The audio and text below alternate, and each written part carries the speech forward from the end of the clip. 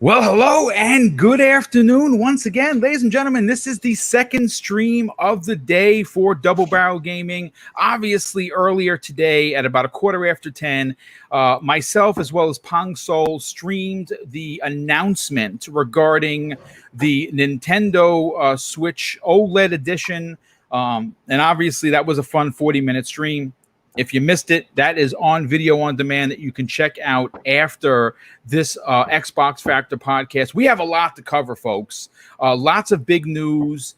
And then towards the end of the show, folks, I'm going to be giving you the skinny, so to speak, of what I'll be doing this week. It's going to be a very busy week.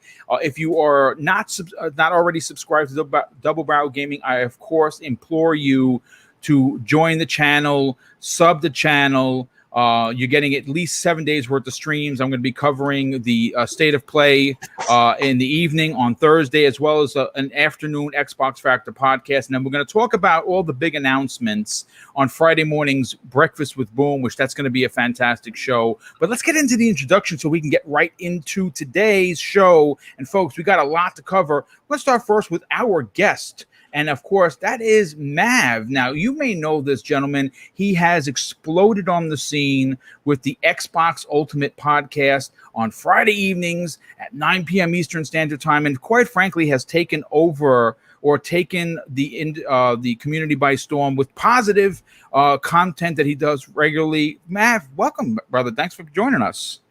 Hey, dude. Thanks for letting me crash your show here. It's gonna be fun. I know you just had the Nintendo stream, so that was some interesting things that we just had hit us out of nowhere today. So that was fun, and plus we also got all these awesome topics. So it's amazing to be here with Pong and 3-Bit and Zimmy. We're gonna have a blast. So let's get to it. Well, thanks so much for being here, brother. And certainly, the cog that keeps this show running, and obviously he's probably cowering in the corner because Dead Space is on the screen. Zemi Games, what's up, brother? How you feeling? I'm so happy that you have the sound turned off. And I don't understand how you could play this game. It's scary. Like, things popping out at you. Like, look at that demon on the screen. No way. But yeah. Oh, also, Mav, he reminded me before the show, beard update. It's coming back, guys. I see it. It's finally making its return. Good on you. Good on you. I hate beards, so that's why I never wear them. But good on you that you lost your beard on a bed and now it's back and you're good. But thanks so much for being here, brother. Yes, this game is terrifying. I got to admit, there were some jump scares that got me, even though I beat this game. This will now be the 4th time I'm beating Dead Space.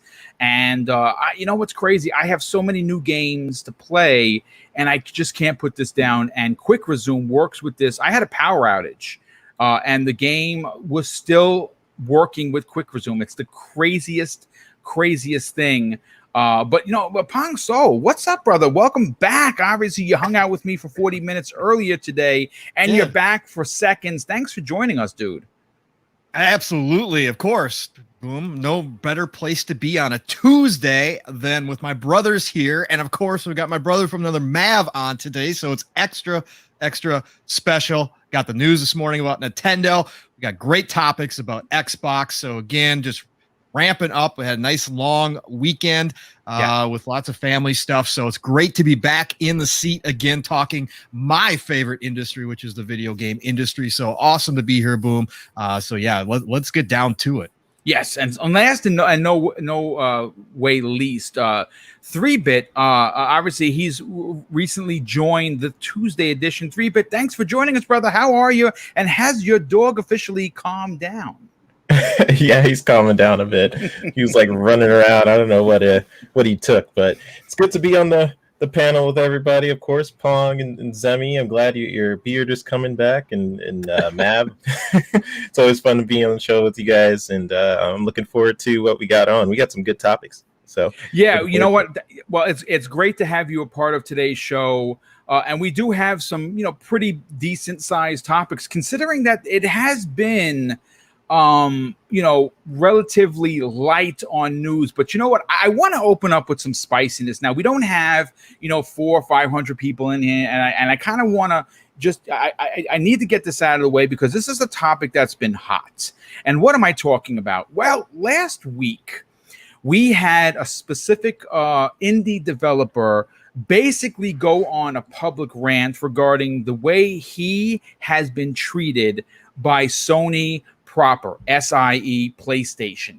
And what we saw was some real dirty laundry that was aired in a big way. Now, I did see some pushback on the guy. Many people, and again, I don't know who in the community would try and poo-poo this kind of information, because if you're an indie developer, you got to understand that you are probably scraping the bottom of the barrel to pay yourself, to pay your employees, to get this game out.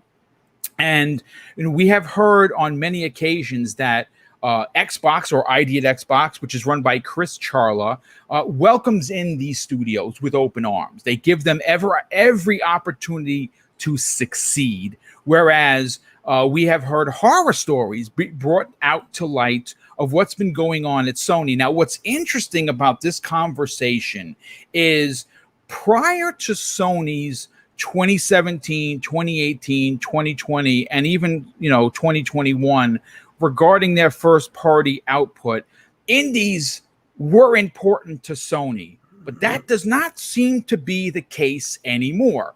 We know that they are putting a significant amount of backing and funding towards the AAA bombs that they are known for. And if you're not first party or locked in, or we've heard Terra Tactics, the term being used by Sony to lock in these deals, not to work with Microsoft. If you're an indie developer, well, you're kind of left holding the bag, so to speak. So the question that I'm going to bear for today's show is, with the confirmation of not just this developer, we saw several developers from the industry actually confirm that, yes, these tactics are going on at Sony. The question that I want to bring to the chat, the question I want to bring to this incredible panel of industry or community icons, in my opinion, is, will this news push new indie developers towards Xbox, even potentially Nintendo, which they do very well on. Now, it's funny because one of the developers, and again, I don't want to mention names because I'm not trying to get anybody in trouble. I don't want to do that. I'm going to say Indie Developer X basically said, they showed a pie chart of where they make their most money.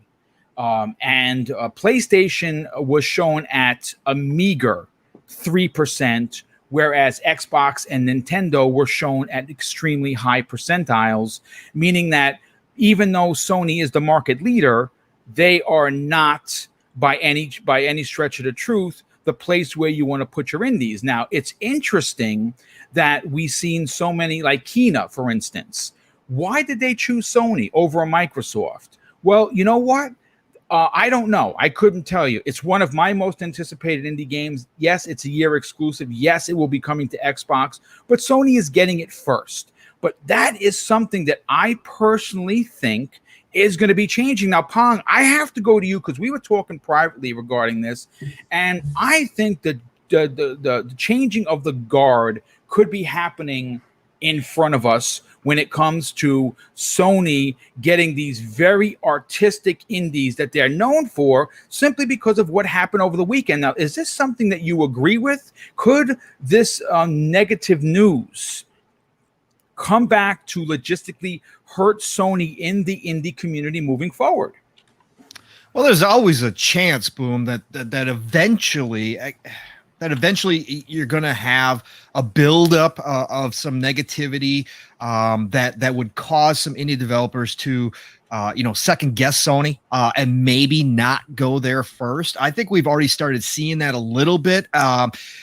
Again, we kind of talked about this at the end of the last show too, and I kind of gave my initial thoughts. It'd be interesting to know how long this has been going on for, because indie developers in general, let's just put it that way, a lot of people in the industry are fearful of speaking out, especially against a powerhouse like Sony, right? You don't want to be blacklisted. That's like the worst case scenario, especially for the smaller devs. You don't want to have that happen. So it'd be really interesting to see time frame wise how long this has been going on for. If this is something recent, if this is part of the Jim Ryan era of cost cutting moves where they just don't have the staff to take care of these indie devs, or if this is something that started prior to that, where PlayStation may have started to focus more heavily on the bigger games and kind of let the indies fall by the wayside a little bit. Again, it's a death by 1,000 cuts. Over time, we're starting to see those cracks in the armor of Sony, because obviously the beginning of the PlayStation 4 era, they were known as the indie console, right? That's what they launched. A lot of the launch games were indie devs, right? And smaller games, and that was kind of a big deal for them. And then Xbox dropped the ball, and then they came back with ID at Xbox and really ramped up their indie support and promotion, and really have kind of shown the way. They've gotten back to that summer of arcade kind of mentality when it came to the indie devs, and actually pushed it even further now. And we've definitely seen a lot of indie devs, if not exclusive to Microsoft, an Xbox like Tunic and 12 Minutes and all these kind of games that we're going to see first on Xbox. We have also seen a majority of the indie games come to Xbox along with the PlayStation. Now, PlayStation in particular has to be careful here, because if people are willing at this point to speak out against the worldwide leader, and we'll still call them the worldwide leader, they have, again, every generation is different. It's a fresh start, but let's be real. The mind share is still Sony when it comes to the worldwide markets. That means that something big has to be kind of happening in the background to push these smaller devs forward to speak out and say, hey, this is not right. This is not what we, signed up for. We're not getting the support. They're asking us for this upfront money, which again, it's business. It is what it is. But they're asking us for this upfront money. But we're not getting anything behind the scenes either. We're not getting any help. They're not promoting our games. Again, we kind of heard through that conversation on Twitter that if Sony doesn't believe that you are going to be a big hit, then they don't necessarily care about you as much, right? They give priority. They basically put you on the pay no mind list, is what you're saying. Correct. And they kind of bury your game, and it's kind of hard to find your game. So again, is it going to be a complete role reversal? I don't think so, because I don't think that indie devs necessarily want to just ignore a whole platform like PlayStation. You asked about Kena Bridges Spirits. Obviously, that's a money deal, right? They can still spread around the money on the bigger. Again, if they think that you have a hit game, they're going to give you that support. They might even drop off a bag of cash to say, hey, we want you exclusive for a time frame. So that part is not going to die off. And I don't think Sony is trying to kill off their indie scene by any stretch of the imagination. They have to realize how important indies are right now, especially. The indie scene is just blowing up and is driving much of the industry in a lot of ways when it comes to innovation. So I don't think Sony's going to definitely do that. But they do have to be careful, because if it's, we saw one dev come out and say, I don't like to do this, and he didn't come out and name them specifically, but he made it very obvious, right away. But then you saw a few other indie devs jump in and say, hey, we've kind of had this same experience.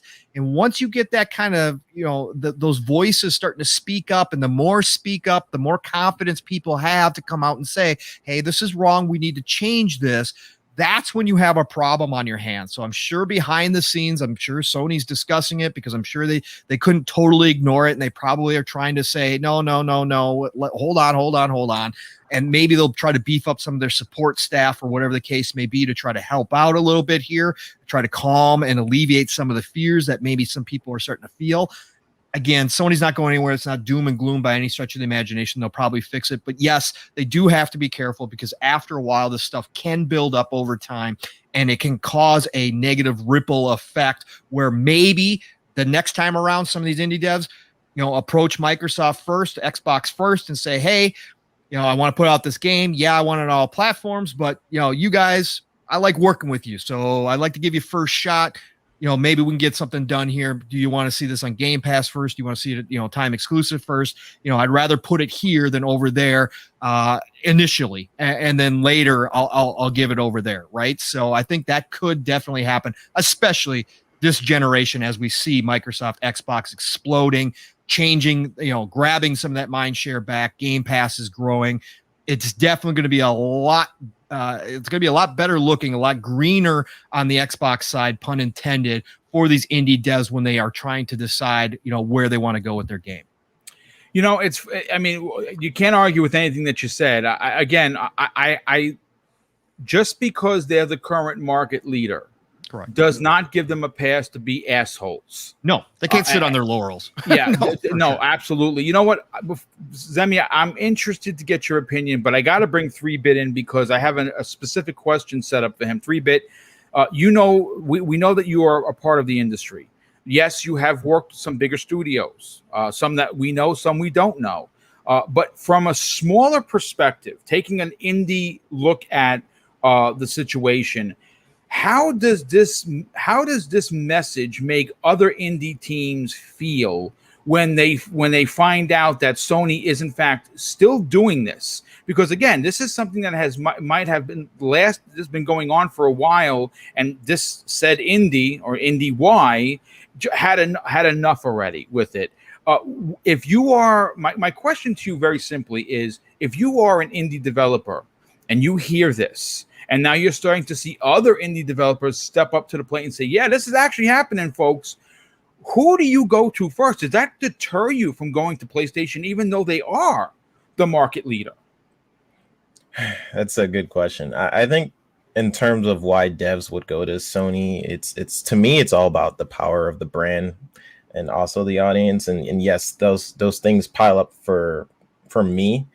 But the mind share of Sony is so strong that people I've worked with at these big or small studios would complain about Sony's process of submitting these titles. I had big developer, I won't name who they are, but big developer people who would complain about this. And I actually talked with Mav about this a while ago. I don't know if he remembers, but complain about the process of submitting your game. And it's like the communication side of Sony isn't the best from what I've been hearing.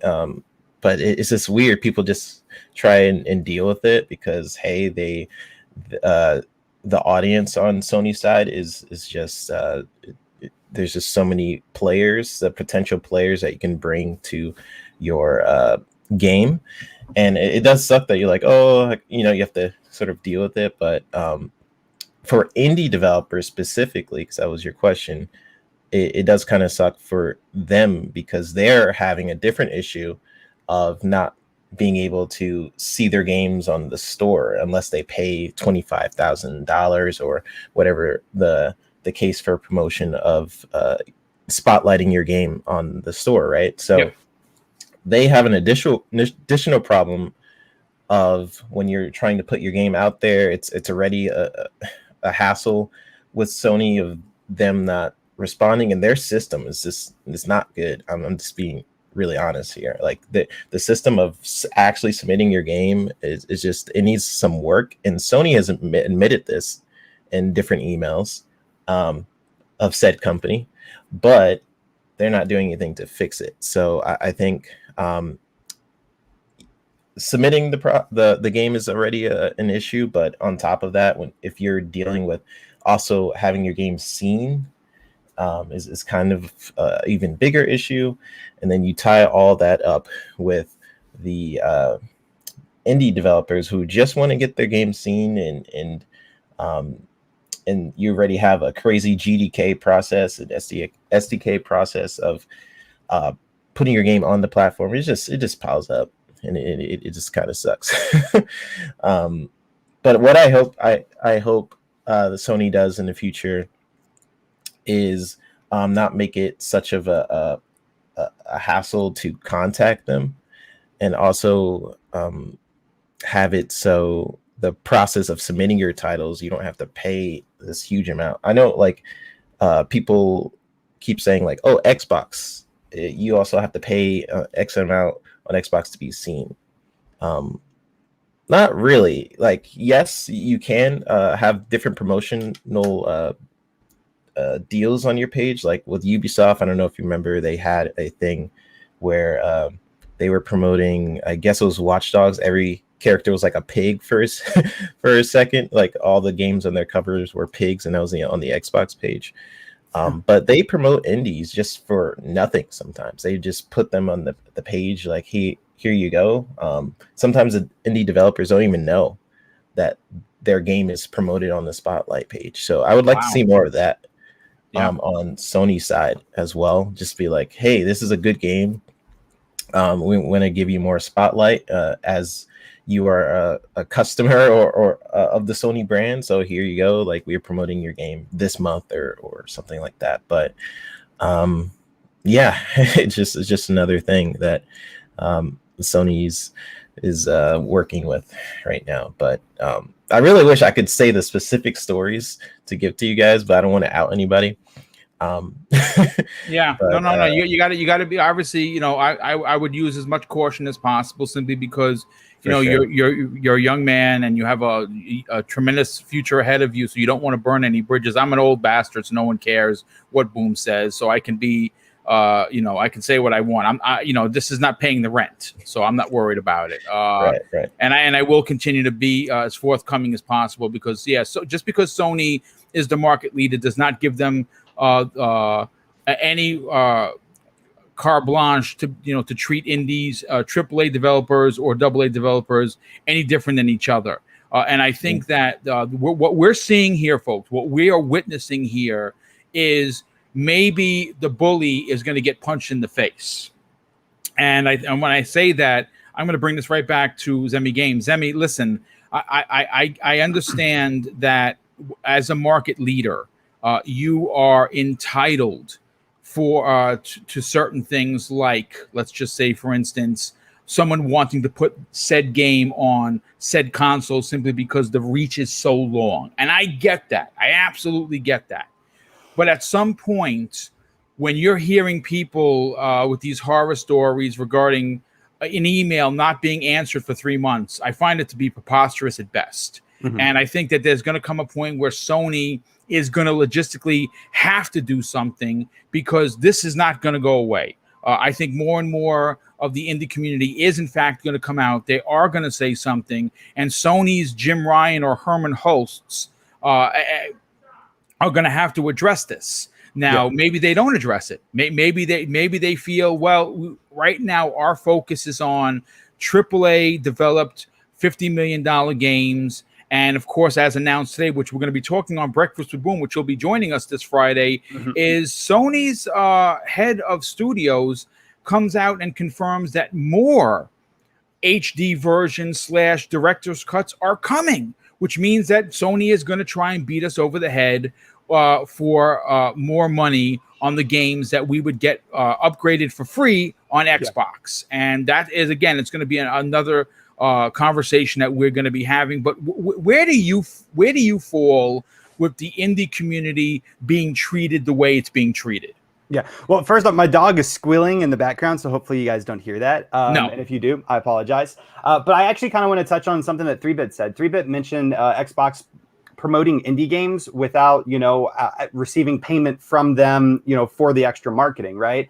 And there's a big reason why Xbox would want to do that. And the reason is that, through ID at Xbox, if I'm not mistaken, unless they've changed the numbers, Xbox gets 30% of revenue, right? Right. Which we've heard they're going to lower. Yeah. I've heard those rumors as well. And so I would imagine that PlayStation probably receives, a similar percentage. And so I can kind of understand Sony's perspective here. If a game, especially a smaller indie game that's not going to create a lot of profit for them, there's not really a whole lot of reasons why they would want to dedicate the amount of resources to those really small indie games that just ultimately is not going to make a lot of sales, because then they're not going to make a lot of money, right? And at the end of the day, it's a business. I get that. That doesn't mean that I necessarily agree with their strategy here, but I can at least somewhat understand, I guess, the idea around why they're doing what they're doing. I read the article from Push Square, and it was an extremely well-written, detailed article covering this with several quotes from developers and so on and so forth. And what it kind of seems like to me, my takeaway from reading the article was that the primary two things that developers are very, very upset with is their Sony's communication with Yes. the different managers that they have, if they even have a manager, right? Because if I'm not mistaken, some of the developers don't even have a manager that they can directly go and talk to. And then it's also the back end, of how to actually get their games on there, patch their games, request marketing support, so on and so forth. Is the two major issues that developers are having with Sony right now. And I think a lot of that really comes down to them, cutting their budgets or just never really, growing and expanding their budgets to, have more support for these indie studios, to have more people sitting in chairs, answering emails, so on and so forth. And for the back end, I think it really, really shows just the difference between Xbox and PlayStation, and something that we've kind of seen little signs of throughout the years, and that is Sony's inability or not non-action for actually improving their service. How long did it take them to add the ability to change your name on PlayStation Now? Almost forever. And we've also seen several instances where people's personal financial information gets leaked out, and a lot of problems with just overall how Sony sets up their infrastructure, right? And I think that just kind of harkens back to what we're seeing here. It's not just on the front end for us users experiencing these issues, but it's also on the back end for these developers who are trying to update their games, getting marketing support. Reading through that article, apparently Xbox has one portal that you go to do patches, request marketing, all of the publishing work that a developer will have to do. Nintendo has two portals, one for doing patches, one for everything else. And from the sounds of it, PlayStation has multiple portals where you have to jump back and forth to each portal to do just to add in a patch. And it's super complicated, and I think one developer mentioned how they had internal documents on how to actually do different functions in Sony's backend, right? Which is ridiculous. So, it also sounds like Sony is very, very much aware of the complaints and that this has been a problem, and they're also looking to fix it, and I'm sure that they will, and so on and so forth. But I think the overall question is what are the repercussions that Sony may face? And I think it's easy to realize that developers do talk to each other. Owners of companies do talk to each other, and so a lot of them are aware of these practices that are happening. And I don't think that this is going to directly hit Sony extremely, extremely hard, because it sounds like a lot of these games really aren't performing in sales numbers very high anyway, and the ones that are probably performing better are probably getting better support from Sony. So I don't think it's going to hit them huge financially, but I think that we could potentially see less indie exclusives on PlayStation and maybe potentially more on Xbox. But I think it really could go both ways. I mean, Sony is the market leader. They currently have more consoles, even PS5s. They have sold more PS5s out, today. That doesn't 100% mean that they're the better company for an indie studio to go to, but it is impressive numbers. So I don't know if it's really going to hit them very, very hard, and we're going to see a lot of indie developers pull away from them. But it most certainly could cause some of them to do it. Or just view, them spending their time and marketing towards Xbox players better, return on their investment than marketing on PlayStation, right? Overall, it's a bad situation, right? It's not good for the developers. It sucks that Sony is doing this type of practice. I understand it from some, points of view, because it is a business. You're going to back the horse that's going to get you the most return on your money, right? Yeah. Why are you going to promote a game that's only going to sell 20,000 copies whenever you could promote a game and that's going to sell 500,000 copies, right? It's math. It makes sense. You're going to back the horse that's going to get you the best return. But I could see this definitely coming back and hurting Sony, not as dramatically. I don't think it's going to be the death of Sony or anything like that.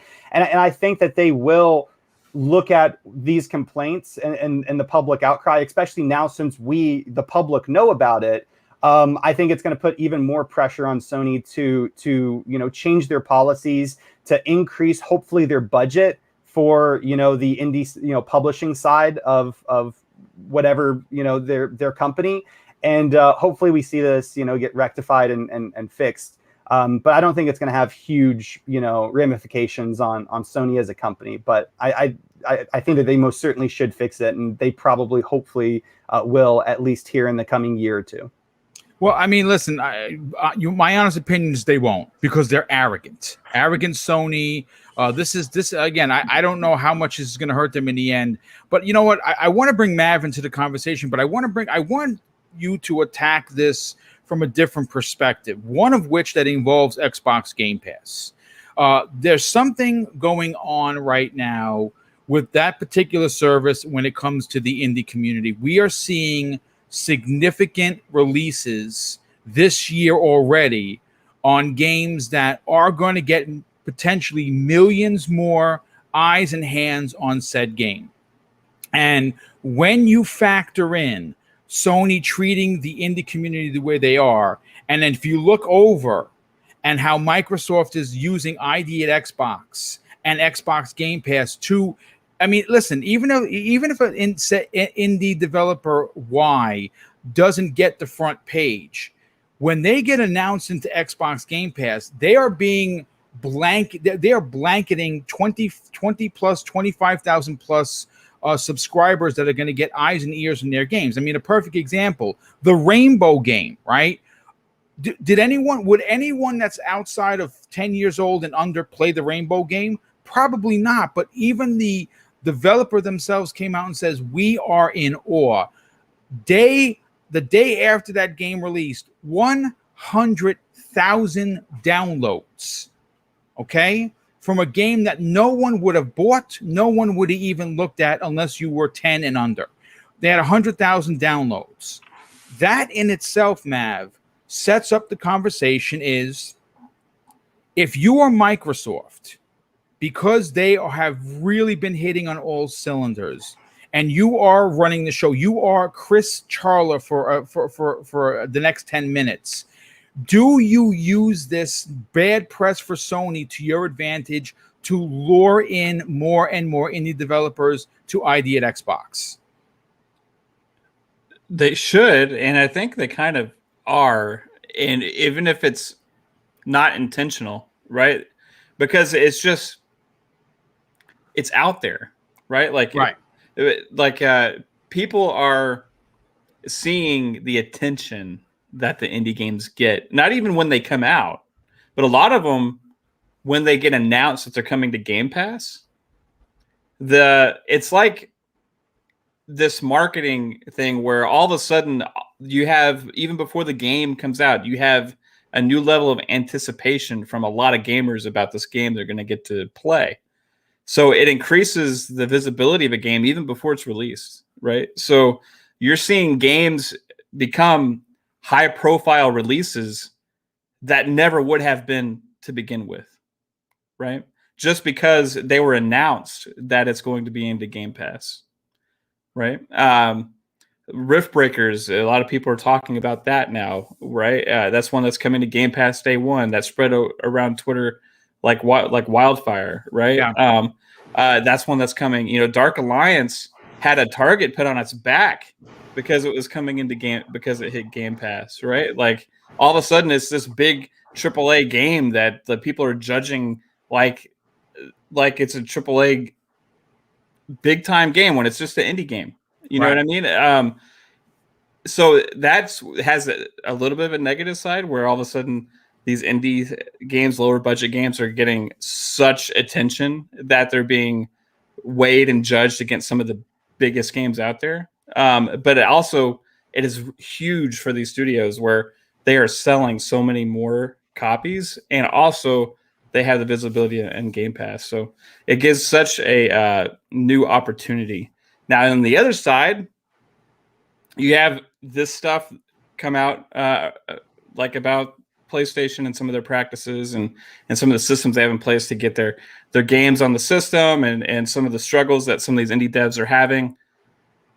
So does it have an effect? Yes. I think you would have to be naive to think it won't have some kind of an effect on decision making going forward for indie devs, right?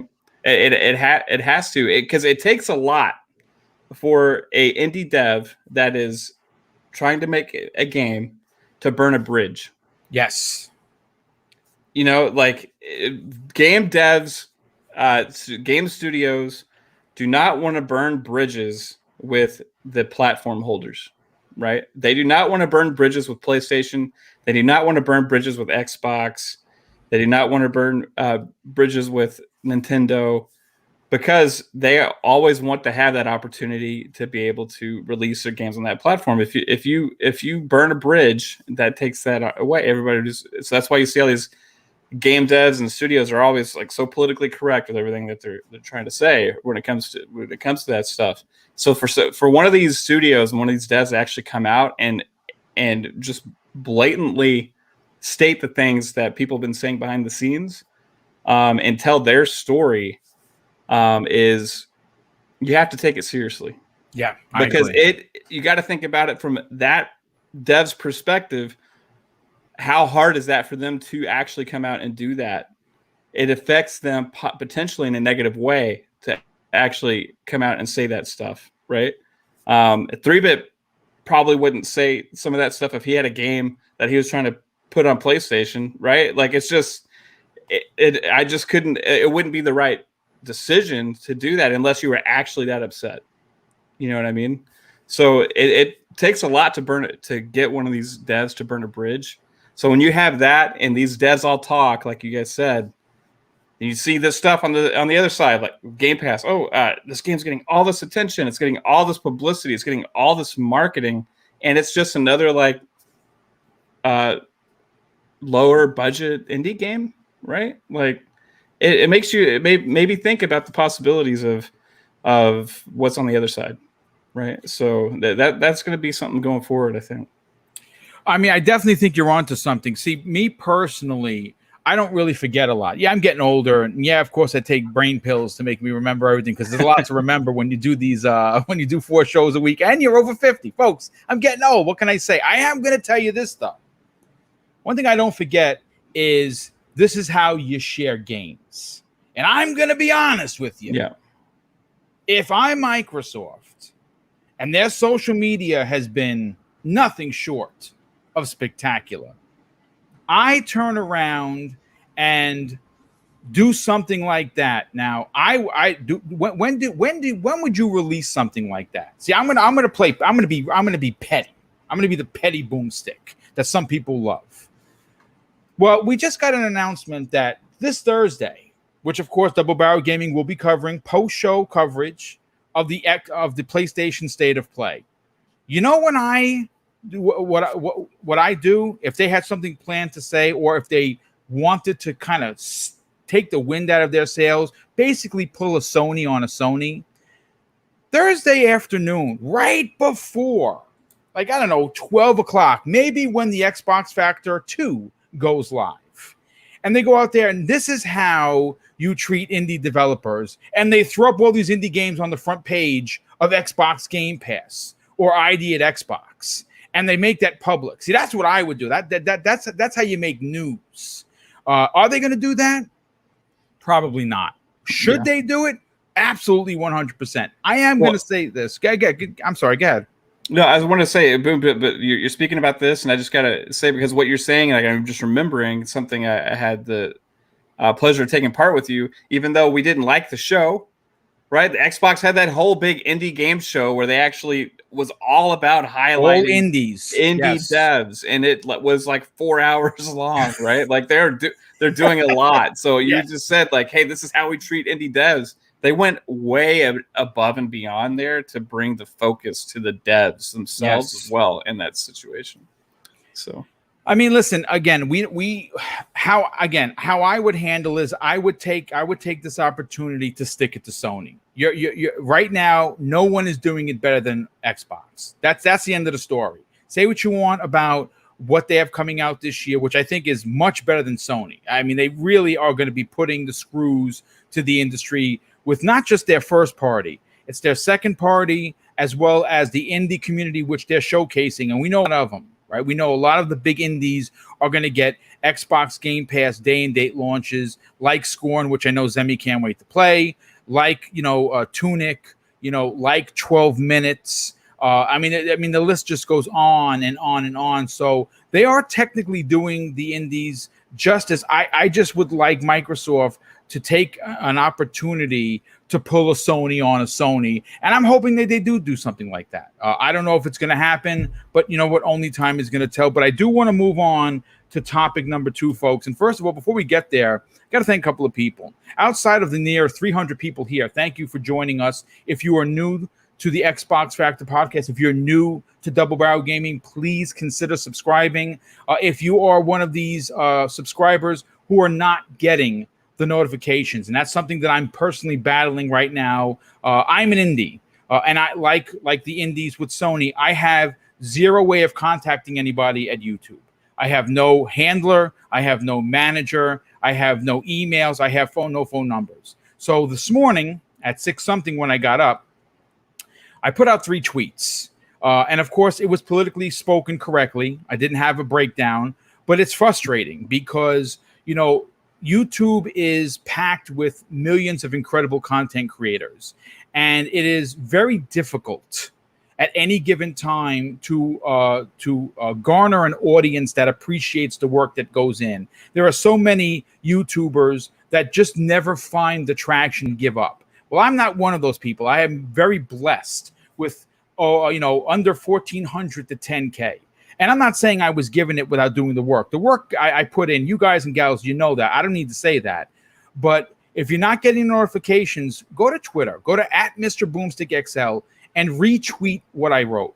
Favorite it. Write a message to YouTube and let them know that, hey, man, we're not getting notifications. Why the F not?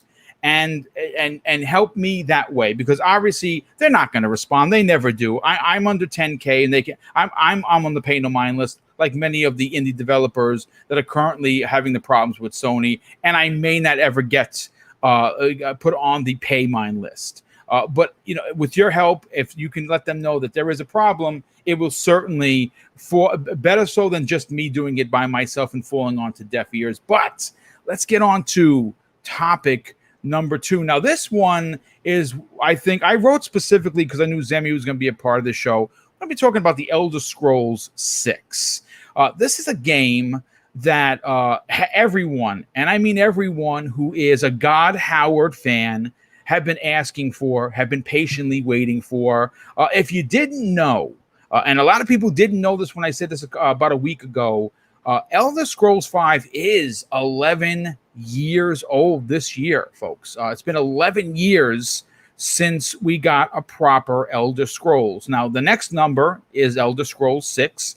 We have confirmation that it will, in fact, use the Creation Engine 2, which is powering Starfield, which is very exciting. But we have some information that is probably going to disappoint a lot of fans. Now, following the Xbox Bethesda E321 showcase, Todd Howard is now openly talking a little more regarding the Elder Scrolls 6, including confirming that the game will utilize the same engine as Starfield, which I said momentarily. But while sitting down with the Telegraph, Todd Howard, or God Howard to many people on this panel, praise be his name.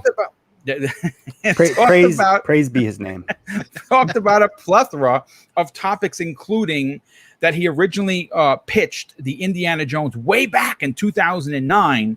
He also confirmed that the engine news about both upcoming games, of course, which we just talked about, but he did say that the Elder Scrolls 6 is, in his exact words, and I quote, still a long ways off. In fact, he confirmed to the interviewer at the Telegraph that it is currently only in the design phase. This is exact quote from God Howard. This is what he had to say. It's good to think of the Elder Scrolls 6 as being in a design phase, but we are checking that tech. said Howard. Now he continues on saying that the team is thinking in terms of, is this going to handle the things that we want to do in this game?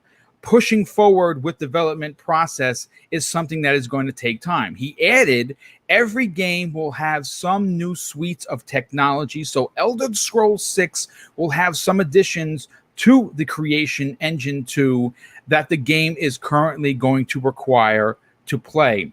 Now, listen, as disappointing as it is to learn that the Elder Scrolls 6 is, at least in my personal opinion, 3 years out, there's still the Elder Scrolls Online. And in 2021, it is releasing the new DLC called Blackwood. Now, that just released on June 1st. So if you are an Elder Scrolls fan, that the ESO can be played single player. If you want to play by yourself, you can.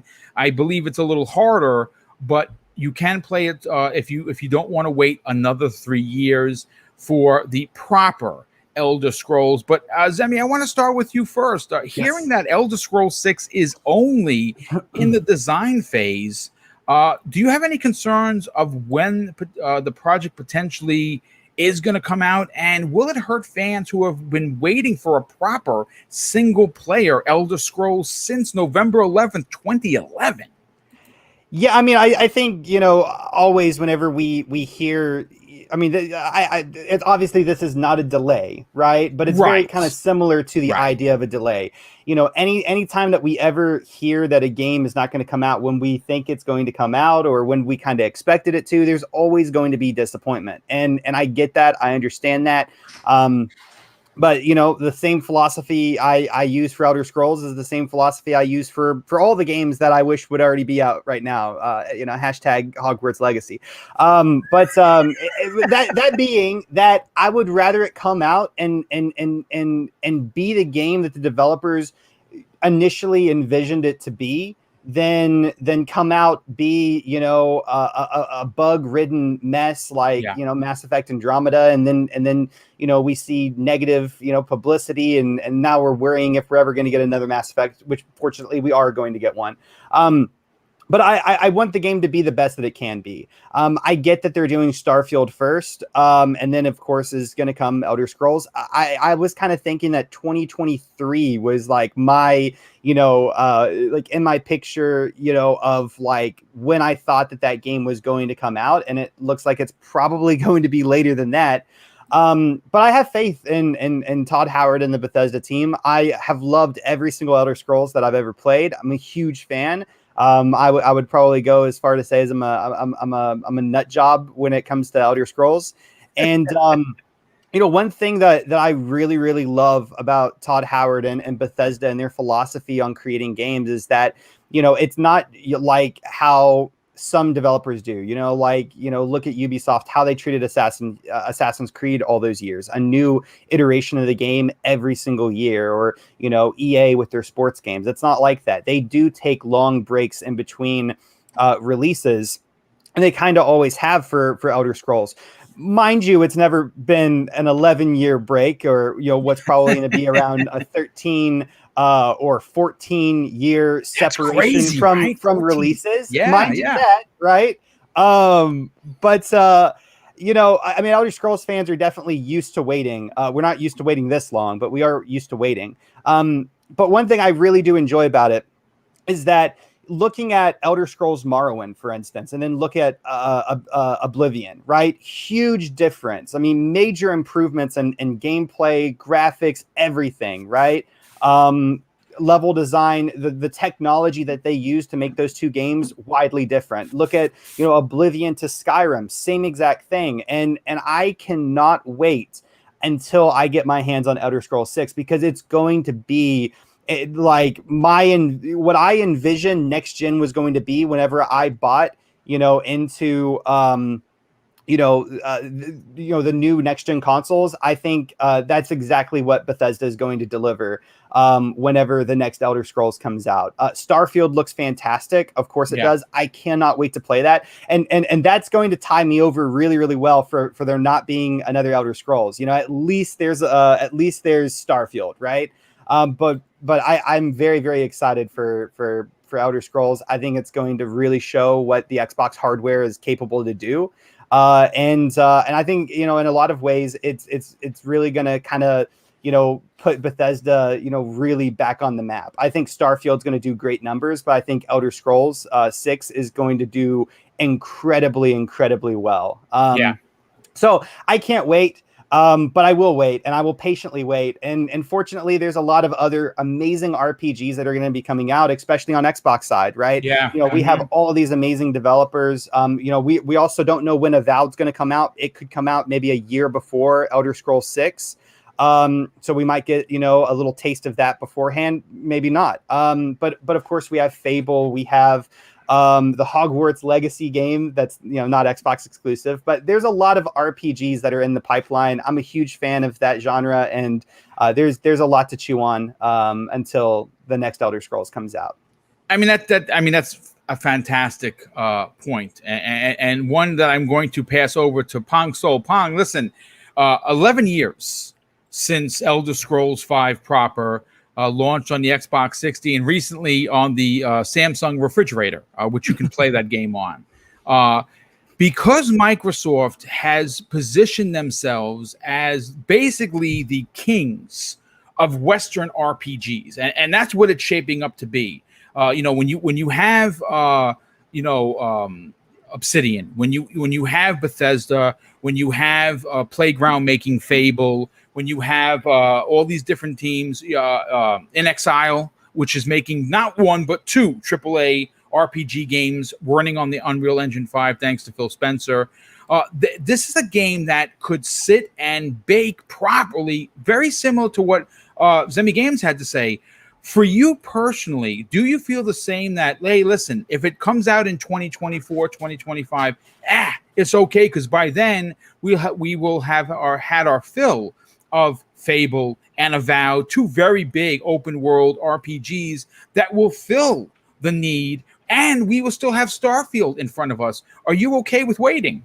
Oh, of course I am. Of course. Whatever God wants to do, he's allowed to do so in my book. So I will wait for his next creation patiently. That's not a problem. Zemi brought up all the good points with this.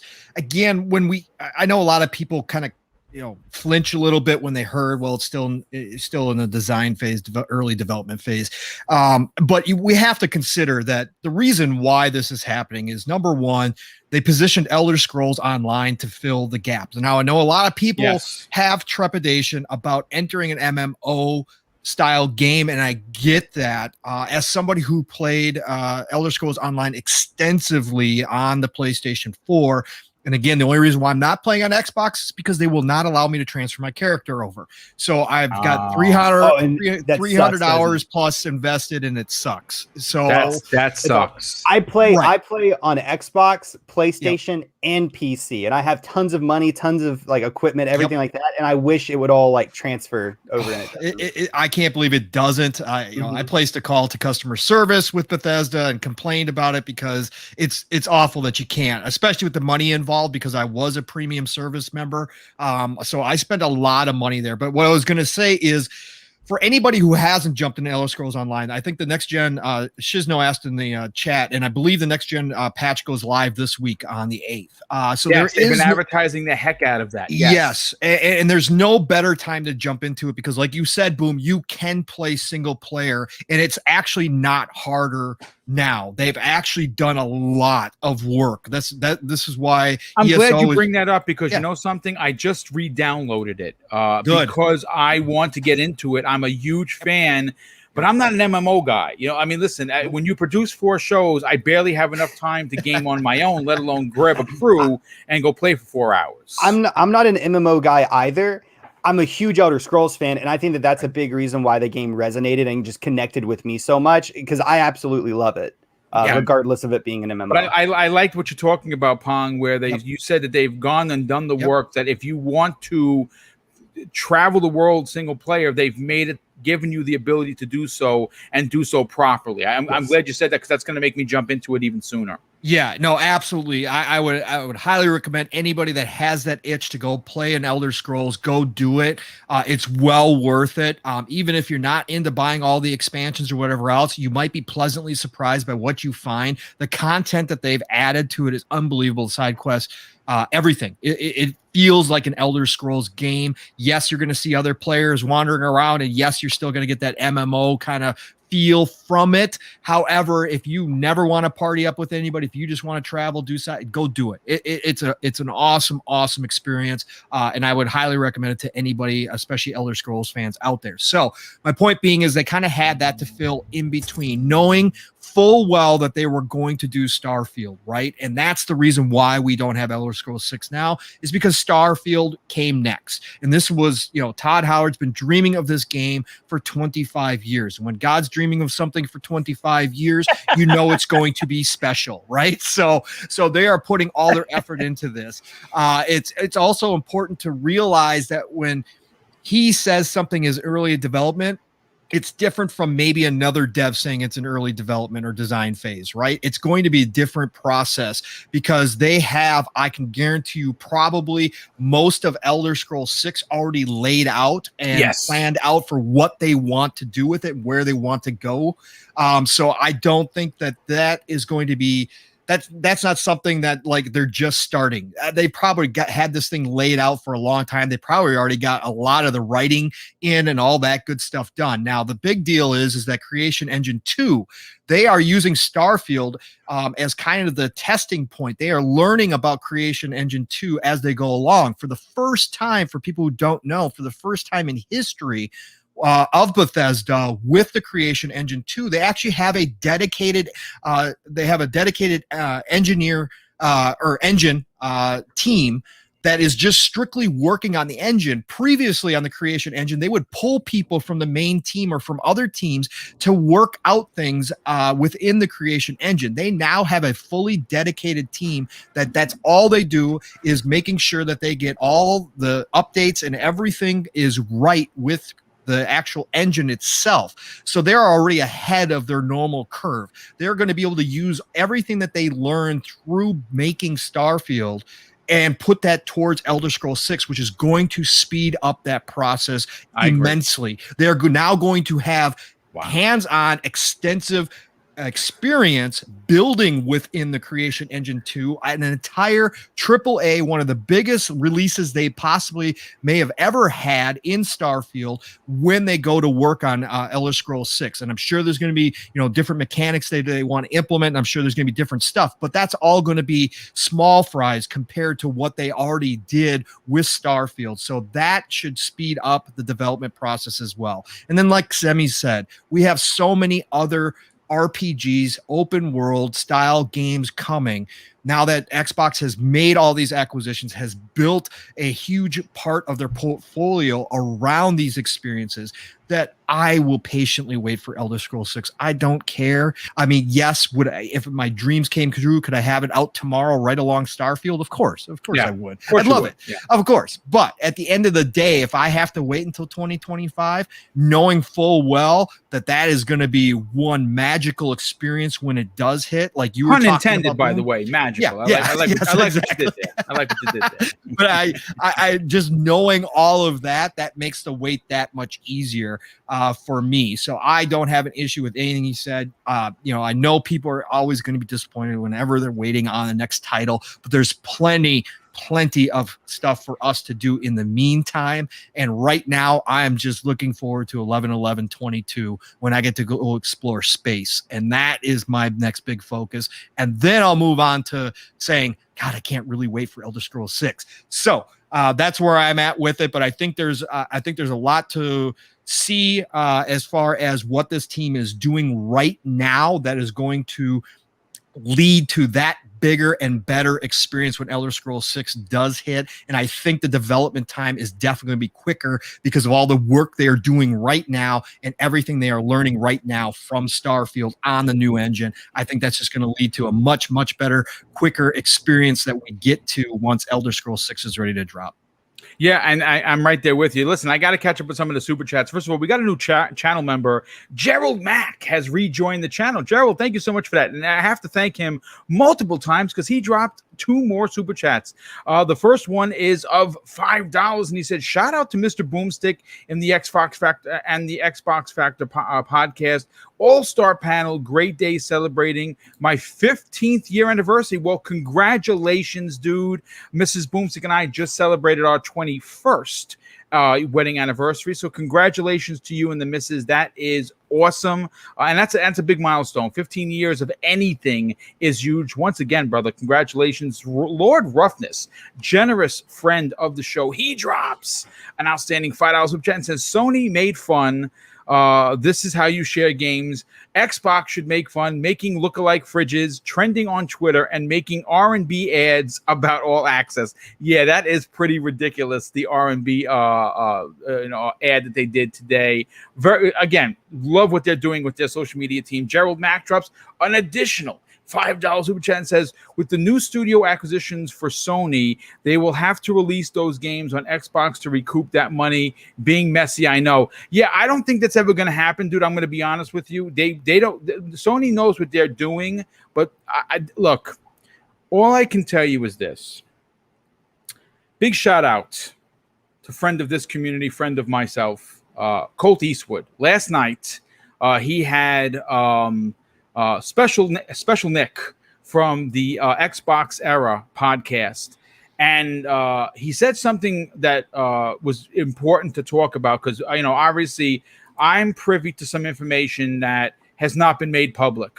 I cannot talk about it in the chance of getting someone in trouble, and I'm not going to do that. What I am going to say is I received some information regarding potentially who is coming next to Xbox. I'm not going to talk about that right now. What I am going to tell you is that if you want to hear the skinny of what is potentially the next 5 studios joining Xbox Game Studios, I implore you to tune in Thursday to the Xbox Factor podcast, where we're going to be discussing that because Special Nick, and I don't want to misquote it, so Punk Soul, please help me on this commercial. What were Special Nick's exact words regarding the season of acquisitions? Yeah. So pretty much you hit it, right on the head. Boom.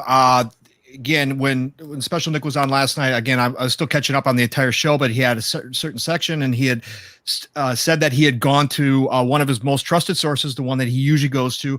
He had told him he was going to be on Colt's show and said, "Hey, I'm going to be on XNC. Is there anything that you can give me? Is there anything that I can say?"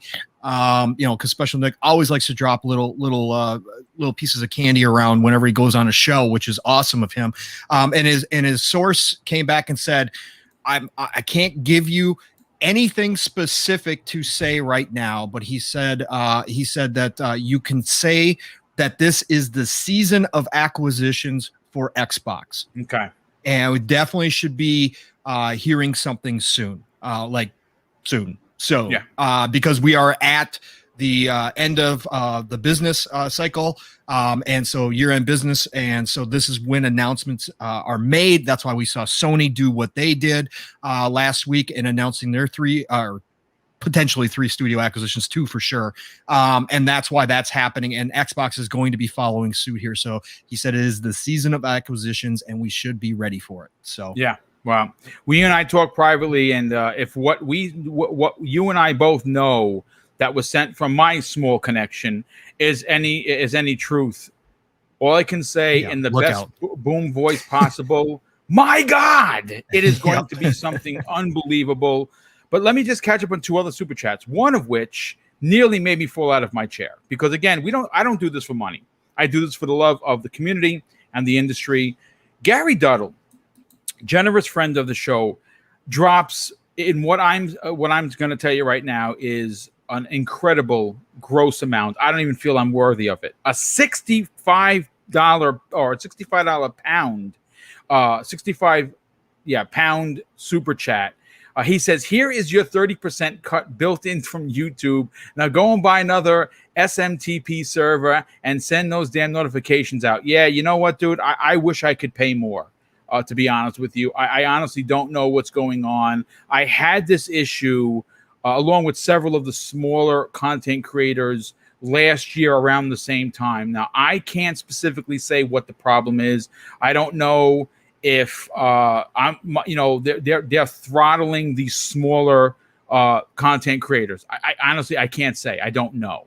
But if they are, that's messed up. But again, I'm going to try to do my damnedest to make sure that, and again, it's funny because I do more advertising just about anybody. I mean, you see me talk about whatever show I'm doing. I tweet about it. I put it on Facebook. I put it on TikTok now. I put it on Instagram. So I'm doing my due diligence. It's a shame that YouTube isn't doing theirs. It's very disheartening. And I would even dare say it's deflating to the little guy for sure. But thank you so much for that, Gary. That is extremely kind of you. And Dan the Man Cunningham drops a very generous $5 super chat and says, does anyone else see Boom as the video game podcasting? Show him your support. Dude, that is, wow. What a compliment. I don't know if I have a big enough chin. I have a big enough head because he had a big head. I certainly don't have a big enough bank account. So Jay, I was going to say, Boom, if you got a garage full of cars, I'm coming to visit you. So I have a shelf full of amiibos. I don't know if that counts. It's close. I'm going to be honest with you, but I do have some rare ones in there. So hey, maybe Doritos reaches out to me and I can kickstart my next commercial. I don't know. He did say the Jay Leno of video games, so that makes sense. The amiibo connection. Well, yeah, there you go. I definitely appreciate that. Well, thank you so much for that, brother. Super appreciate the compliment. Mav, let's get you in on the conversation. This is one of those situations where in prior years, Microsoft might have found themselves behind an 8-ball. Because one of the biggest complaints from many people in the gaming industry, Xbox fans alike, has been the lack of games in the first party, AAA level coming out. But because we have a great idea of what's releasing in the next, I would say 12, 24, even 36 months away, Microsoft can be bullish and take their time with these big AAA games, not rushing because other AAA games are going to be coming and potentially launching before taking the pressure off said developer to release said game. What are your thoughts on the Elder Scrolls 6 not releasing for potentially 3 years? Yeah, it's not surprising to me at all, just because that's what Todd Howard said years ago, right? So back when he announced Starfield, they also had that teaser trailer for Elder Scrolls, and he said it's a long way off. And then when they did interviews, then he said that's their next game after Starfield, right? Because the way they do things is they have their for their big tentpole single player RPG experiences, that's one at a time, right? Yeah. Unless they were to outsource it like they did with New Vegas to with Obsidian, right? But for those games, you get one at a time, and they take a long time to make. Then the other thing that he said specifically back then was that they were waiting for certain technology before they can make the game that he wants to make. So this has been the plan all along. They knew what was coming. And then if you go back into even some of those interviews when I think it was an Unfiltered, when Ryan McCaffrey was asking Todd Howard about hey, are you excited about, do you know anything about the next gen consoles yet? Are you excited about he went on to say yes, he's extremely excited about the future. And it seems specifically for knowing what he's going to be able to do with Starfield, but also more for him, probably even Elder Scrolls 6, because this is the one that they once Skyrim created, which is probably their biggest success. Yeah, right. As far as a single player RPG goes, once that was created, it was okay, we're gonna do Fallout again. And then they chose finally to tackle Starfield, which was a dream game for him. Right. Once they made that decision, it was decided then it was going to be a long wait for the next Elder Scrolls game. Right. So I think, like you said, it all falls in line for getting the best possible experience though, because that new tech, the next gen consoles, all of that stuff, they do have Starfield where they're developing it on. And then when Elder Scrolls comes out, that's going to be with that experience behind them. And that team is going to move right on from Starfield right into Elder Scrolls, just like they did right after Fallout 4, right? Yeah. Going into Starfield. So I'm not surprised at all by it, just because that's what he said before. But I know we all want Elder Scrolls. It's like, I'm not happy about it because I just love that franchise. Like Oblivion for me, as much as everybody loves Skyrim, Oblivion was my favorite. I agree. You know, Oblivion was. I would dare say that I agree with you. As much as I enjoyed Skyrim, and I put over 300 hours into that game, and I know that's small potatoes to many. So I spent so much time playing Oblivion, it was ridiculous. As a matter of fact, I still have the collector's edition with coin and cloth map. Sorry, Zem, you don't have that, but I have it, and I'm happy to say that I do. I have a coin now. Do you have the horse armor? I do have the horse armor. As a matter of fact, I was one of the first people to buy that horse armor. You're the one that started all this DLC garbage. Boom started the horse armor. That's right. Boom started the birth of microtransactions, everybody. So what a plot twist. Blame him. Yeah, I'm super excited about Elder Scrolls. It's going to come at some point. Xbox already knew that when they were acquiring them. They had to know and had these kind of discussions. So, but again, like they don't need it right now. Yeah, like they have Fable coming. They have Avowed coming. They have whatever In Exile is working on. Yeah, they have whatever Compulsion is working on. And who knows? There may even be more that we don't know. Obsidian is working on something that has not also been announced other than Avowed. Right. In Exile could potentially be working on another Fallout. Well, they were supposedly working on 2 AAA Unreal Engine 5 titles. Right. And one of them, remember that tweet from In Exile, new FPS RPG. Yes. Right? Like they're teasing something that they've been saying that they were so excited about, you know. And for me, just because knowing the history of In Exile, where they come from, who started the studio, it would make sense to me personally for that excitement to be potentially coming from Fallout. Right. So I think there's something there to that. If you add up all of these RPGs, it is just still crazy to me. Like Xbox has in their stable, they have the forefathers of Western RPGs making their games now. They have the forefathers of first-person shooters making their games now. Like, and these are in Game Pass. So we're going to be patient with that, and it's going to be as amazing as I hope. I'm sure, and I can't wait for it. Even though it's going to be 3 years, but I don't want to say it, Boom. I don't want to say it, but just because I can imagine the ambition that's going to go into this game. Oh, yeah. It could be maybe even 4. You know what? I mean, listen, again, here's the thing. You know what? Even if it takes 4 years, I know that's disappointing. I know that's tremendously disappointing considering that we all admit that we want the next Oblivion / Elder Scrolls. We all want that. But with that said, in those 4 years, I'm just going to name 3 games, right? And we don't know if we're getting all 3 of those games in that said 4 years. We might. But you're going to get a Fable, you're going to get an Avowed, and you got Starfield next year.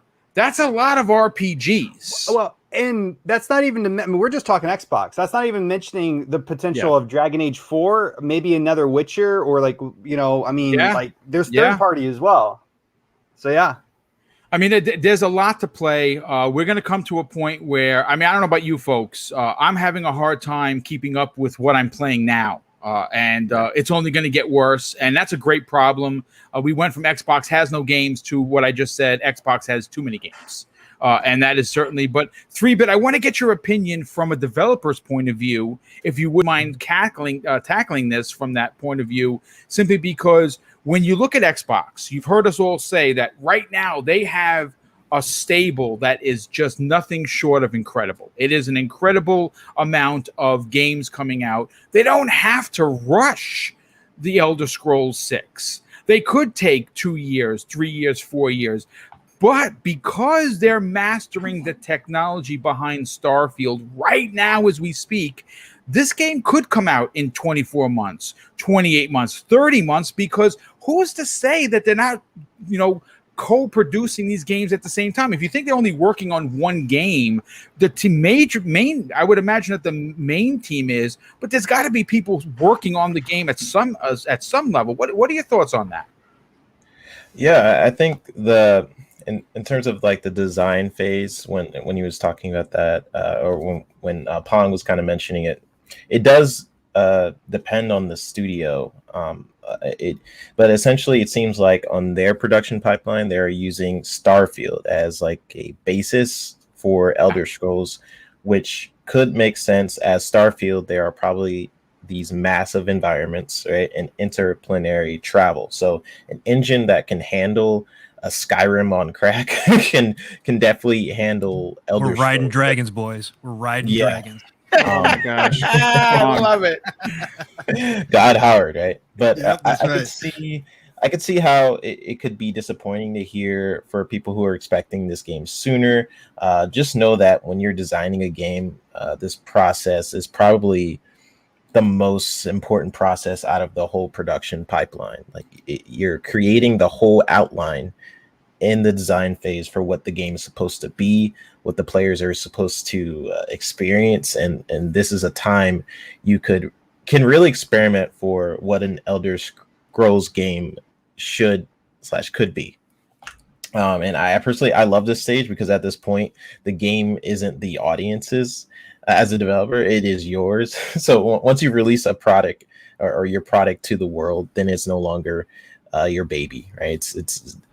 They are probably holding this close to their chest, and it belongs to everyone once you release it, right? But since Starfield is slated to come out soon, they can use Starfield as a start with its massive environments, and whatever they learn from pushing that game in their new engine, the creation engine, they could go ahead and drop that tech onto Elder Scrolls once they finish the game. And and once, I think Zidir, you, Pong, or Mav, you guys mentioned they have a dedicated team to pushing the envelope for the creation engine. As in the past, they would have to take some people off, and they would do little updates here and there for some of their release titles like Fallout 4. They definitely updated some things for Fallout 76, despite that game, traction. But now they have a whole dedicated team to pushing the creation engine. And it's already looking great. Like I've rewatched the Starfield trailer several times. It's like looking at some of the improvements they've been making from previous Elder Scrolls releases, and wow, it's definitely a step up. And I'm looking forward to how whatever Starfield comes out to be, how that's going to push for other future games, because it's always cool how tech evolves over time. Even with like a game like Forza, like that game looks absolutely incredible. So it's going to be amazing to see how Starfield comes out, which I'm really excited for, how that will eventually push Elder Scrolls. So God Howard, he knows all. He got this. He does. Listen, I'm sorry I was laughing in the background. I just saw something that, please, for the love of Joe, go to Twitter. I just favorited it, and I even quoted it. The fine folks at A Plague's Tale made a new meme, and it is probably as funny, potentially even more funny than This Is How You Share Games, because it starts out with, "I will hunt down your family," and then they show the main character, the female, say, "Run, Hugo," but Vin Diesel is there, and he says, "Oh, hell no." And then they show him with a shotgun shooting the guy that said, "I'll hunt down your family." And then there's another meme of Vin Diesel saying, "You don't do that to family." I mean, my God, what is going on at the socials when it comes to Xbox? It is just, I don't know what to say. It's just, man, good time to be an Xbox fan. If you have not seen the R&B video, celebrating the the Xbox, go to Twitter and check that out. But folks, I want to move on to topic, and obviously the main topic of conversation for today. And we're going to be talking about what is coming up with the coalition, folks. And I'm very excited to talk about this specifically because we have word and confirmation from the coalition themselves that they are going to showcase the Unreal Engine 5 running on the Xbox Series X via a tech demo that they built from the ground up at GDC 2021. And considering that they are the masters of the Unreal Engine, I'm very excited to see what they will bring to the big show. Now, we already know that Gears of War developer, the Coalition, was the first AAA studio to switch to Epic's brand new Unreal Engine 5, and keeping with the franchise tradition like they've done years before. However, technical art director Colin Penty has now revealed that the studio is preparing to showcase an Unreal Engine tech demo that was built specifically to run on the Xbox Series X hardware at the upcoming Game Developers Conference, short for GDC,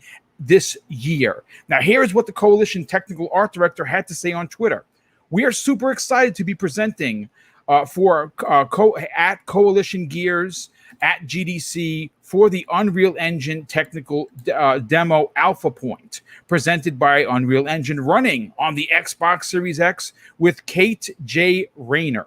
Now, in the story pulled directly from, of course, WCCF Tech, one of my favorite places to pull stories from, they state that the Coalition will debut a brand new Alpha Point Unreal Engine 5 technical demo running on the Xbox Series 8, created to internally evaluate what the Unreal Engine 5 can do. Now, the talk will cover the learnings the team has had while creating nanite resolution assets and incorporating them into fully real-time lighting scenarios using via Lumen and virtual shadow mapping.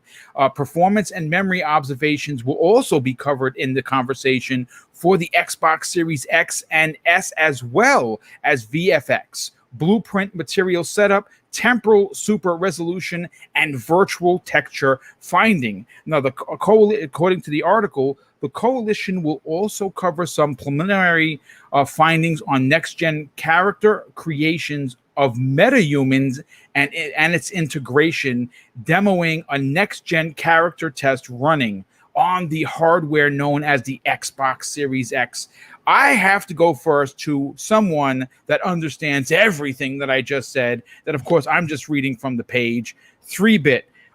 This is exciting for a lot of reasons. If there is one studio within gaming that understands the Unreal Engine 5 that I would dare say rivals any team out there, it's the Coalition.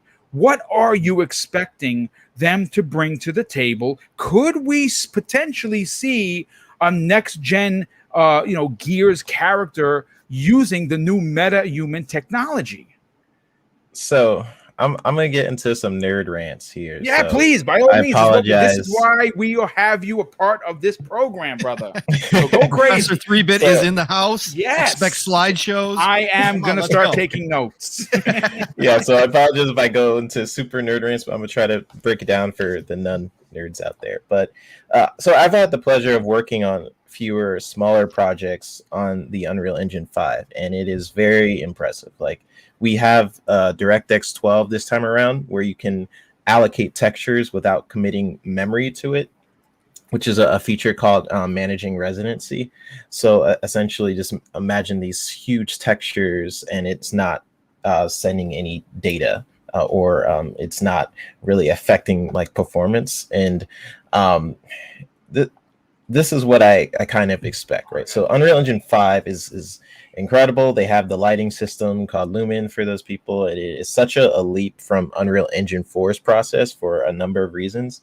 And then they also have what Boom was saying, the nanite. And this is a game changer and what I expect, because Coalition, they're definitely going to take advantage of those two features. With Nanite, you can lower the amount of vertices on a static mesh, right? And which allows for dynamic levels of details for like millions and millions of polygons. So what that does is you lower these millions of vertices for these objects in video games, and then you allow it for movie ready assets to be in your video game.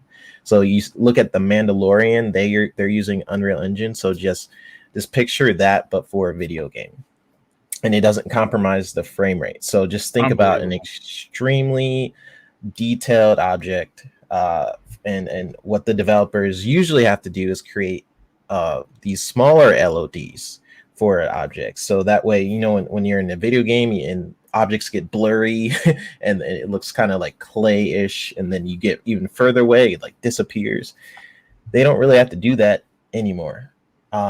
So the only, I guess, caveat is that it can use all of these details for objects that aren't moving.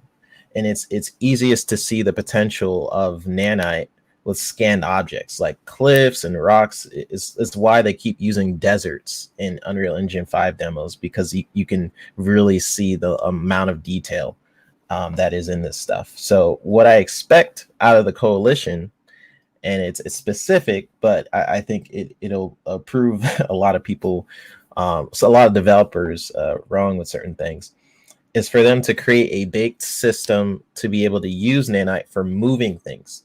So Nanite right now, when they're zooming into the rocks, you could see all this different detail, but it doesn't work right now, at least unless they update it for people. Right. So when that's why when you looked at the girl in the Unreal Engine demo, everything around her looked very detailed, but she kind of could use a little bit more. I think because the Coalition, they literally customize every version of Unreal, and push it to do what they want it to do. And they have some of the best engineers out there. And with the Unreal Engine 5, the potential of this, I try to like ingrain it into people, but I don't think they really understand. You can have millions of like AI enemies on the screen without compromise to frame rates, or really without even having to go in and optimize it. So just picture like a game where like Dynasty Warriors, where there's like lots of people on the screen. Just imagine that times 10, and wow, they're like the frame rate I've tried to get my Unreal 5 to lag, and it's really difficult. So what they've done with Nanite is actually incredible. So I can't even imagine what the Coalition, like, they're solving these problems. Like I said, like the Nanite works really well for like rocks and cliffs, objects that don't move. What they are probably solving right now is how to get it to work for like a person, and making all the super detailed characters, which they're already figuring out, I'm sure. So that's what I expect, and that's the end of my nerd rant. No. Listen, honestly, I mean, Joe, I say jokingly, dude, having you a part of the show is a treat for me, because I'm a technical boob. I'll be the first one to tell you. And being able to have these conversations broken down where I can understand them, and I think everyone that's here can understand them, is a treat. And I do appreciate you breaking it down, and never feel embarrassed about doing a nerd rant. We love nerd rants on this show, so you're welcome anytime. Zemi Game, let's get your opinion on this. You know, this is an opportunity, and it's not as if Microsoft doesn't need, that is lacking of good press, but this is an opportunity to take what a lot of people, it's just a Coalition and it's another Gears game, and big deal for them to really showcase what they know so far, and really let the fans know, hey, listen, the next Gears, yeah, it might be another Gears, but if you enjoyed what we did with our DLC, wait till you see what Gears 6 looks like. What are your thoughts on what could potentially be shown at GDC 2021? Yeah, Well, I mean, first off, I mean, having to follow 3-bit on that, I mean, that's incredible, 3-bit. That's an awesome breakdown. I'm going to be honest, I don't understand about half of what you said. All I know is that Unreal makes things look prettier It makes and cooler. games look good. Yeah, that's all I need to know. But no, whenever I'm thinking about them showing off a demo for Unreal Engine 5, what I'm thinking about is the ultimate promise that I'm going to get games that look like this or very close to this in the future, whether it's 2 years, 3 years, whatever, right? Which is a big reason why I bought my Series X, right? Because I want my games to look better, to play better, to have experiences that I was never able to have before.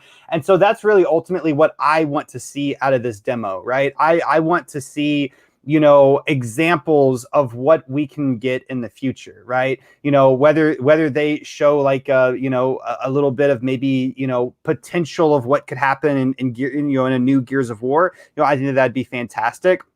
But ultimately, the biggest takeaway that I want to have is seeing actual examples of how this is going to improve my gaming experience, my level of immersion whenever I go into the next RPG, for instance, that decides to use Unreal, right? That's ultimately what I'm looking to see from this demo, from this tech demo, whatever we want to call it.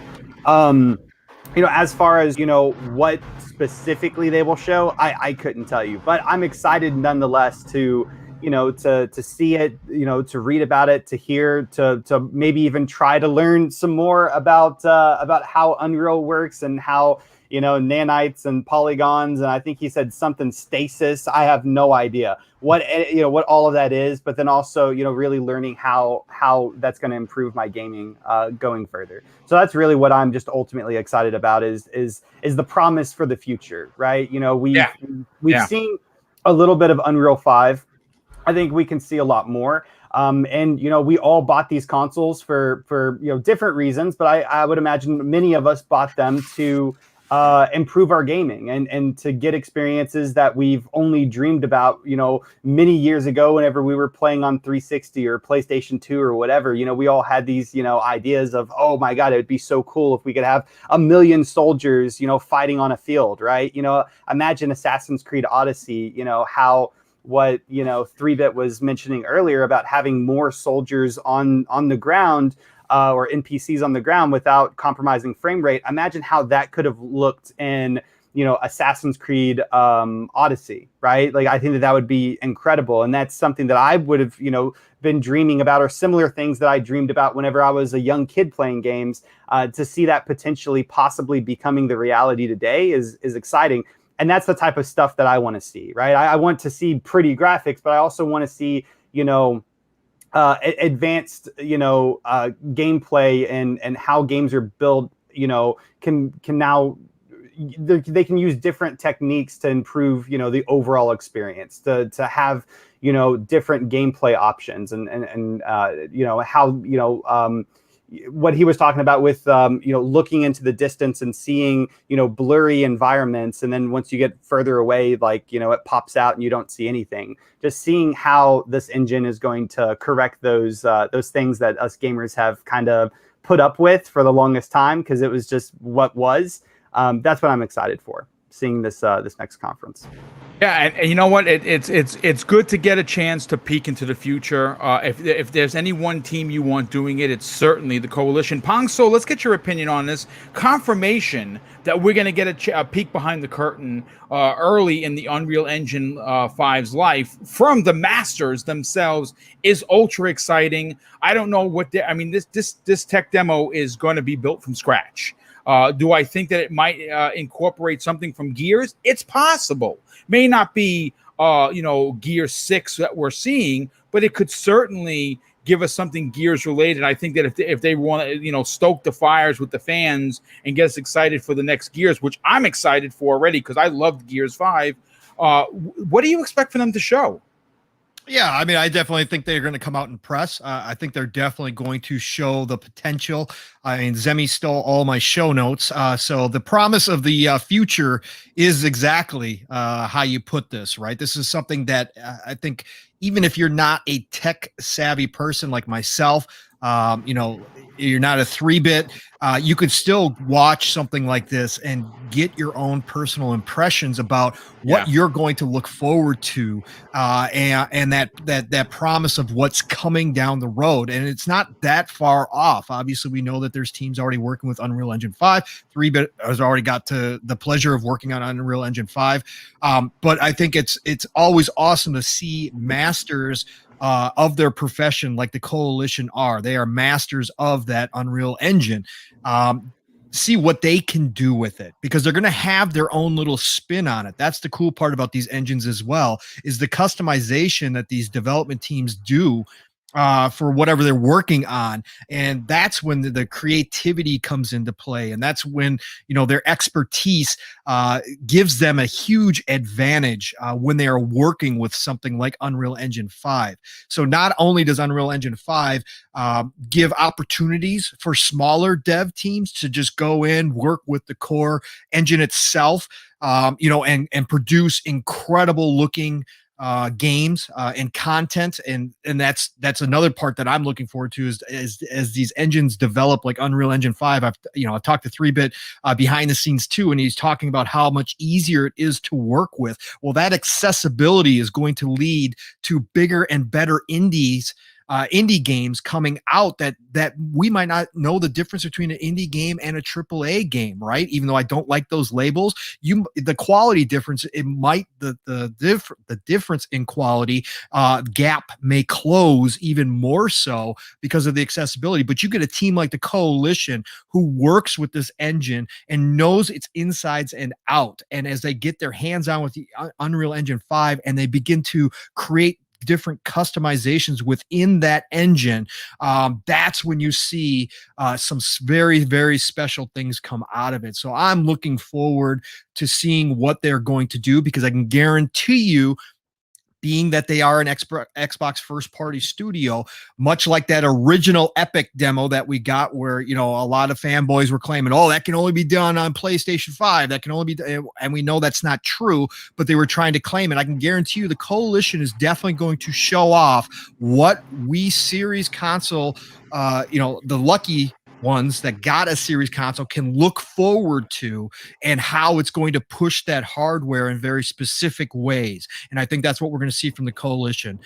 The other thing that's kind of cool is if we're going to see those new characters, new character models, and the improvements that we're going to see there. That's the next evolution for me. One of them that I'm most excited about is all your NPCs and your characters within a game looking closer and feeling closer and acting closer to real human beings. That is going to bring that immersion level to the next phase. And that's what I want to see, because again, when I look at a character model now, there's some games that do it extremely well, but there's still something about them that just doesn't always connect. And a lot of times for me, it's the eyes, right? But this Unreal Engine 5 from this Unreal Engine 5, from what I've seen, from what Epic showed off with some of their character modeling, they're getting closer to that uncanny valley, right? They're getting closer to the point where I look at a character in there and I go, that looks like there's some intelligence behind those eyes, right? And those are the little details that I love to see. So looking forward to this. Can't wait to see what the Coalition can do. Again, masters of their craft. You always get hyped to see what masters can do, just because it's going to be special, even if it's only a snippet, even if it's only a small little, just first tickle of what was going to come. That is exciting to me. So I can't wait for this.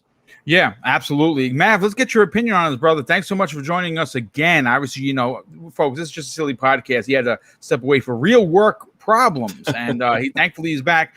Listen, let's get your opinion on what you personally expect from the Coalition during GDC 2021.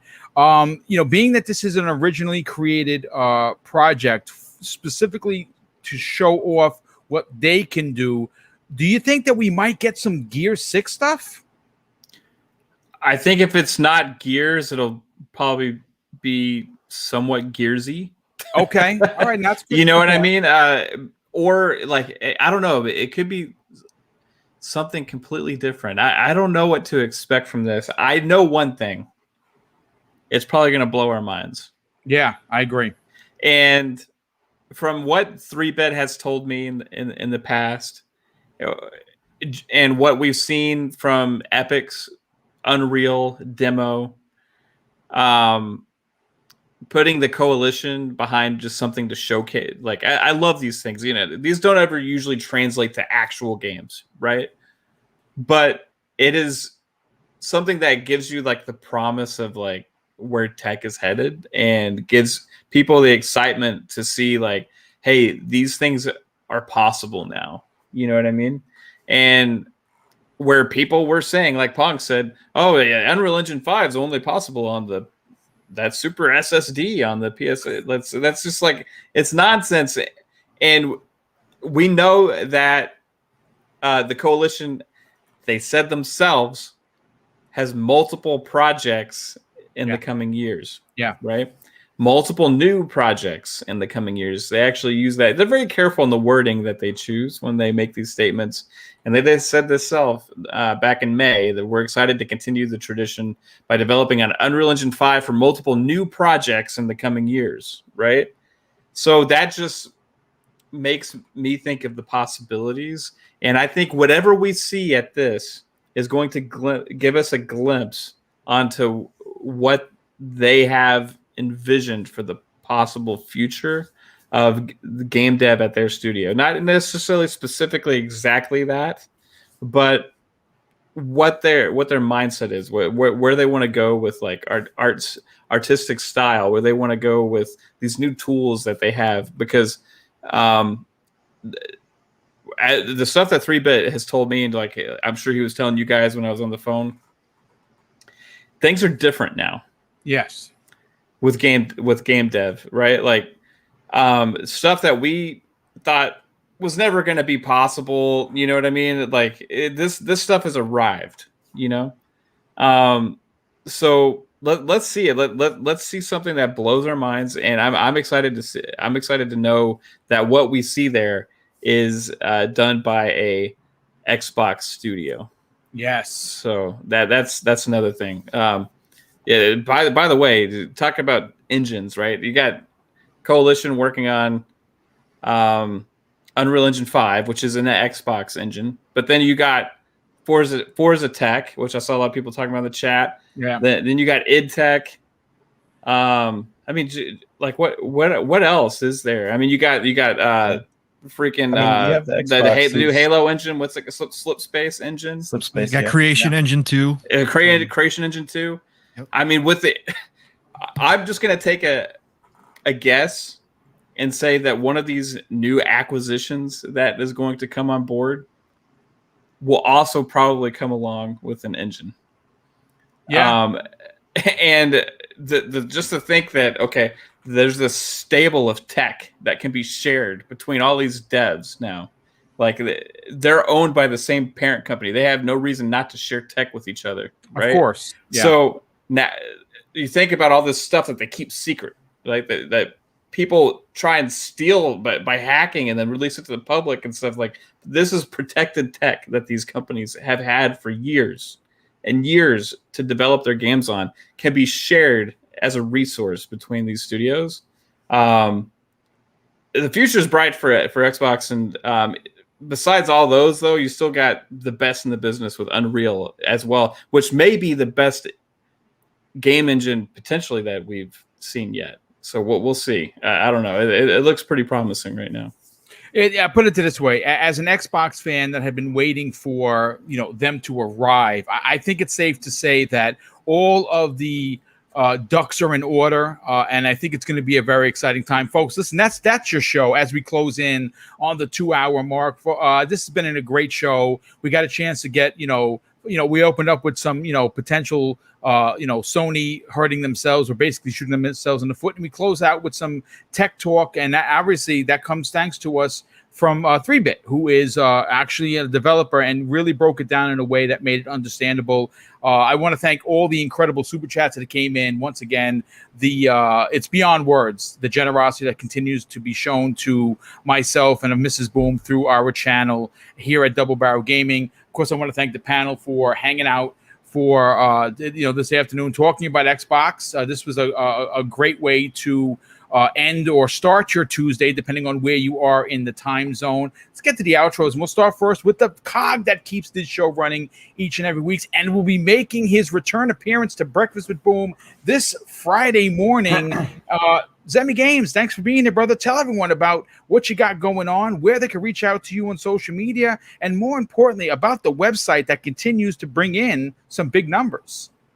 Yeah, no, and hey, I'm super excited about being on this Friday's Breakfast with Boom. I go back to where it all started, with you on this channel, and I'm really pumped to jump back on to Breakfast with Boom this Friday for at least another episode, right? But yeah, you guys can check out my YouTube channel. It's called Constant Gamer. I do a ton of gaming content, gaming news, reviews. I'm gonna try to start doing a little bit more Let's Play videos if that's your thing. But yeah, just definitely, go over to the Constant Gamer YouTube channel, check out some content. If you like it, please subscribe and watch some more. And then you guys can also follow me on Twitter at Zimmy Games. I post, gaming news. I respond to tweets, all the typical stuff that, you would imagine somebody would do on Twitter. I do. And I would appreciate if you'd go over there and give me a follow if you can. Once again, that's at Zimmy Games. And boom, fantastic show as always. Can't wait to meet you next Friday for another show. This Friday. Yeah, it's going to be a lot of fun. We're going to be talking about some topics I'm working on right now. And more specifically, we'll probably be going into more detail on what transpired at the Sony show Thursday afternoon. Again, folks, we will be covering that, not live. I won't be doing a live stream and watching it with you. I'm going to actually watch it by myself, take some notes, and we're going to be doing a show afterwards to break down everything that Sony showed. That is scheduled for 7 p.m. Eastern Standard Time, though I'm just conferring with the rest of the panel. It might be 8, but I'm looking to try and push the envelope and go for 7 and do about a 60-minute, maybe a 90-minute stream talking about everything that was shown or wasn't shown by Sony at this event. We will obviously, only time is going to tell. And as we get closer, the rumors will break down what we're expecting to see. Pong Soul, thanks so much for not only joining me here on today's Xbox Factor, thanks for jumping in for 40 minutes to talk about what happened today with Nintendo and how at first I was excited and then on the back end, not so much, because all it is an OLED screen and not the HD model we all thought and hoped for. Tell everyone where they can check you out, not only on my programs, but what you got going on Friday evenings on Mav's channel, but also what you got going on with your very good friend and brother on Saturday mornings that I tune into every Saturday.